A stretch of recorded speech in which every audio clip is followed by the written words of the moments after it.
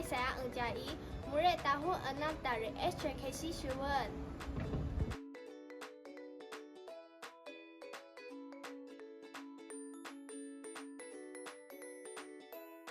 Selamat pagi dan salam sejahtera. Saya ucapkan kepada barisan hakim yang dihormati, guru-guru serta rakan-rakan sekalian. Mengapakah burung terbang rendah? Mengapakah kata berbunyi kuat?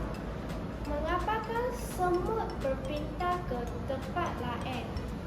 Persoalan-persoalan inilah yang sering ditekankan dalam buku kisah Sing Anak Rusa dan Hujan daripada siri haiwan prihati terbitkan Dewan Bahasa dan Pustaka.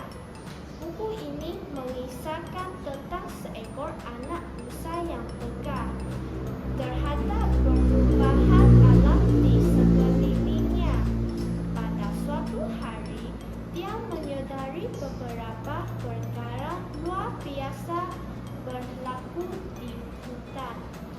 Ikan mula timbul di permukaan air untuk mendapatkan udara segar. Burung merpati terbang rendah untuk menangkap kepiting yang bangsa terkena wak air.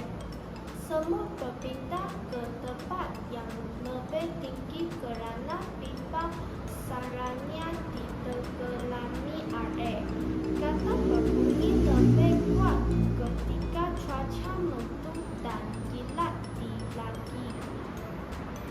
Melalui pemerhatian tersebut, anak rusa membuat kesimpulan bahawa hujan lebat akan turun. Ibu rusa tersenyum bagai lalu berkata, "Kamu telah belajar banyak perkara hari ini."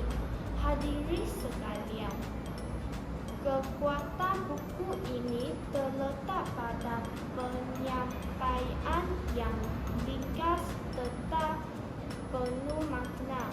Cerita ini mengajar kita supaya peka terhadap alam sekitar dan bijak membuat pemerhatian. Antara nilai murni yang dapat dipelajari ialah sikap ingin tahu, kebijaksanaan, kasih sayang antara ibu dan anak serta penyukuran terhadap ciptaan Tuhan. Ilustrasi dalam buku ini sangat lembut dan menenangkan. Warna-warna alam seperti hijau, coklat dan kelabu membantu pembaca merasai suasana hutan sebelum hujan turun. Kesimpulannya, kisah Sing Anak Rusa dan Hujan bukan sekadar cerita tentang seekor anak rusa.